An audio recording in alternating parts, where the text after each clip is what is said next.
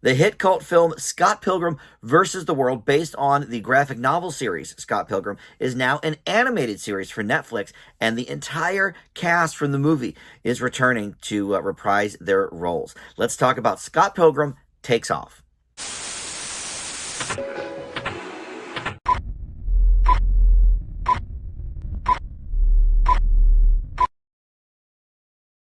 Hey guys, Dan here. This is Dan Reviews It, and welcome to my TV review for the new Netflix animated series, Scott Pilgrim Takes Off. This is a Japanese-American animated series, so it is a lot in the sort of anime tradition, but there's some Western influence as well. Everybody, really, that was involved in the graphic novels and the movie is present here. So we're going to talk about all this here in just a moment. First, though, let me welcome you into Dan Reviews It.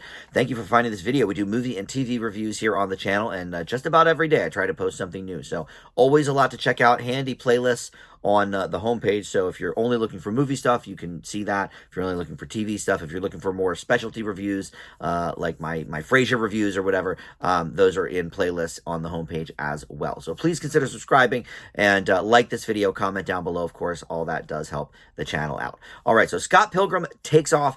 Look, I have seen the film one time. I really, really enjoyed it. I think I gave it an A. Maybe an A minus, but I think I gave it an A. You know, I just don't usually rewatch movies anymore because I'm always watching, you know, new movies, whatever. So, but I really enjoyed the movie. But it was, you know, kind of a modest hit at the box office, but it really, really got its legs sort of after the fact, and has become, you know, kind of a big cult movie. Everyone loves this thing, and this is sort of the height of, like, you know, the Michael Cera, I don't know what you'd call it, sort of, you know, sensitive, nerdy kind of guy era. You know, he had Juno, you had Nick Honor's Infinite Playlist, and then you had this. But everybody here from the movie returns to voice their roles. And we're talking some huge stars, people that, you know, were relatively unknown when the movie came out. Michael Cera was, you know, probably one of the biggest names, I guess, in the movie. But I mean, some of these people became super famous after the fact. Chris Evans, before Captain America movies, he was in this. Who else? Aubrey Plaza, you know, she was, you know, in season 2 or 3 of Parks and Recreation. Who else? I mean, Brie Larson. I mean, this is the third Brie Larson thing I've done in just the last few weeks. You know, Captain Marvel, the new Apple TV Plus show she has, you know, so she has obviously blown up a ton since Scott Pilgrim took off. But anyway, so everybody is on board with the voice cast, but not just that. The show was developed by Brian Lee O'Malley, who wrote the graphic novels and had a ton of involvement in the movie as well. And then one of the producers here, Edgar Wright, who directed the movie. So, you know, look, these people obviously had a great time doing this movie, a lot of love for it. And so everyone really has returned for this show. And as a result, you can tell that this was made with love. And I will go on the record here. You know, I've probably said it before on the channel, but I'm not a huge anime fan. I've seen, you know, a couple here and there. I've seen a little bit of like Dragon Ball Z. I watched Death Note years and years ago.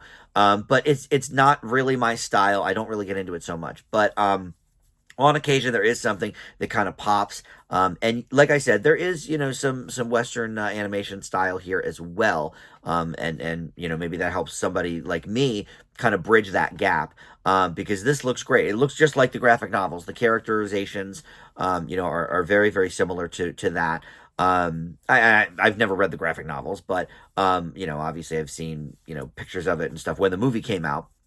And, you know, this looks very, very much like that. So the basic premise here is it is following in the pattern of the movie, at least for the first episode. It's very similar in beats, and there's even, you know, some scenes that are lifted kind of right from the movie.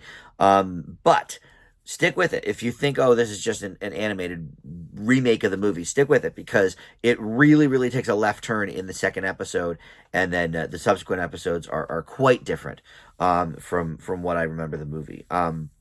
So, you know, you have the evil X's here. which include one of the voices I just mentioned in Chris Evans, but you also have Mae Whitman and Jason Schwartzman, and there's a whole bunch of people that are part of the evil exes of Ramona Flowers, who is voiced by Mary Elizabeth Winstead. But here's where I think the left turn is going to maybe lose a few people, is that Scott Pilgrim really does take off. He is largely absent from this series. He's in the first episode, the last two, kind of three, but the second through like fifth episodes, he's just not even in.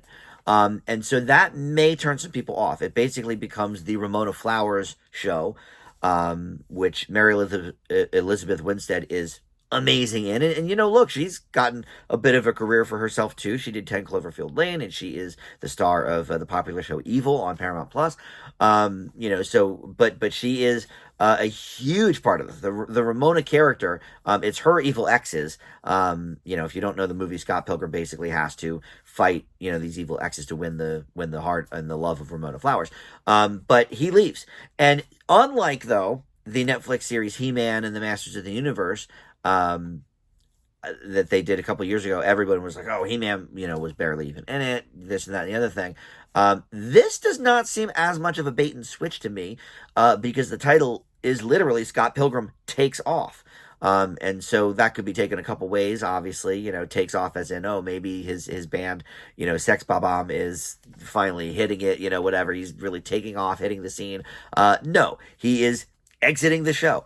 And so it's not necessarily a bait and switch. I wasn't, offended by it or whatever. But it may definitely make some people say, well, is this really Scott Pilgrim or is this the Ramona Flowers show? And I think it can be both, because he's still at the center of, pretty much everything the Ramona Flowers is doing, because she thinks she knows where he is and she's looking for him and stuff. So, he's still at the center of it. But look, this is so lovingly done. It's funny. It's got that action, and the theme song, by the way. Oh, I love this theme song. I've watched it. I binged all of these episodes, by the way. A lot of times for these reviews, I'll watch the first 2 or 3, get a nice taste, and let you guys know what I think. But these are all like 25, 28-minute episodes, so I binged the whole thing in one day, and I loved it, but the song was like in my head. It's this 90-second intro, which we don't get a lot of anymore. Sometimes with the HBO shows or the streaming shows, we do get a longer intro than certainly we do on network television anymore. But, back in the day, we had these 60-second, 90-second TV themes that were great, and this is by this Japanese band called Nisi something. I apologize, I should have written it down, but the song is called Bloom, and it's super, super catchy. And so I've watched it several times after the fact. There's, Netflix put it up as its own video on YouTube, but it's fun. It sets the tone for the show, and it, features everybody's name in these big letters, so who's in the show. You can see, oh my God, they got Chris Evans. Oh my God, Anna Kendrick's in this, whatever. I don't even think I mentioned her yet. But yeah, there's so many people in this show that we know and love now, that were very, very much just starting out when the movie came out. So it says a lot about their love for this material, this character, and everything. So look, this is a winner for me. Is it as good as the movie? Is it as groundbreaking? I don't know. But it is certainly a ton of fun, and you can easily tell that a lot of love went into making this, and it's really a nice afternoon watch. Like I said, you can get through it very, very quickly. I leave Scott Pilgrim Takes Off with an A-, and you can check out all 8 episodes now on Netflix. I would love a season 2 of this. Obviously that announcement has not happened yet. This just premiered a few days ago, but we'll look out for it. So all right, thank you so much for watching. I'll see you next time on Dan Reviews It. Bye.